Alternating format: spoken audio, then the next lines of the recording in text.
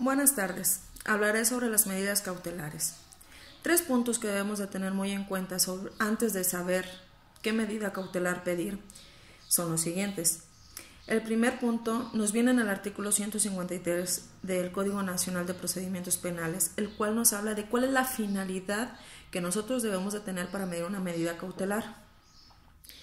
La primera de ellas es asegurar la presencia del imputado en todo el proceso. La segunda es asegurar y garantizar la seguridad de la víctima u ofendido, de los testigos y de la comunidad en sí. Y la tercera es evitar obstaculizar el proceso.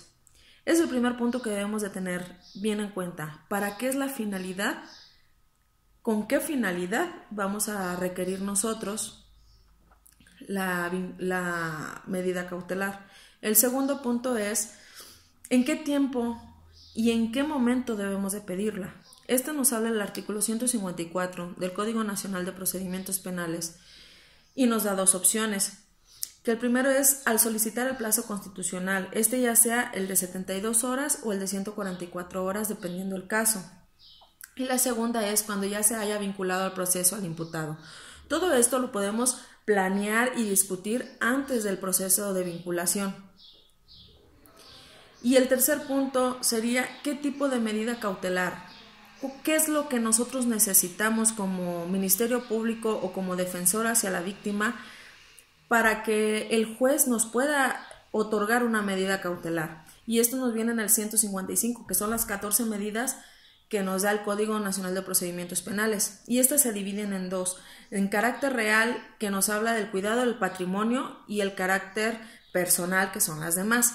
En el carácter real podemos ver que tenemos la exhibición de garantía económica, el embargo de bienes y la inmovilización de cuentas bancarias. En estas 3 cuidamos la cuestión de carácter real. La imposición de estas medidas deben ser fijadas respecto a los principios como proporcionalidad, necesidad, mínima intervención, y lo que debemos de tener también muy claro que el concepto de medida cautelar son decisiones jurisdiccionales, es decir, que solo las puede tomar el juez. Nosotros como Ministerio Público o defensores de la víctima podemos, en los momentos ya dichos, pedir una medida cautelar, siempre y cuando tengamos bien fijo cuál es la finalidad, nosotros qué es lo que queremos obtener de esa medida cautelar. Entonces estos serían los puntos.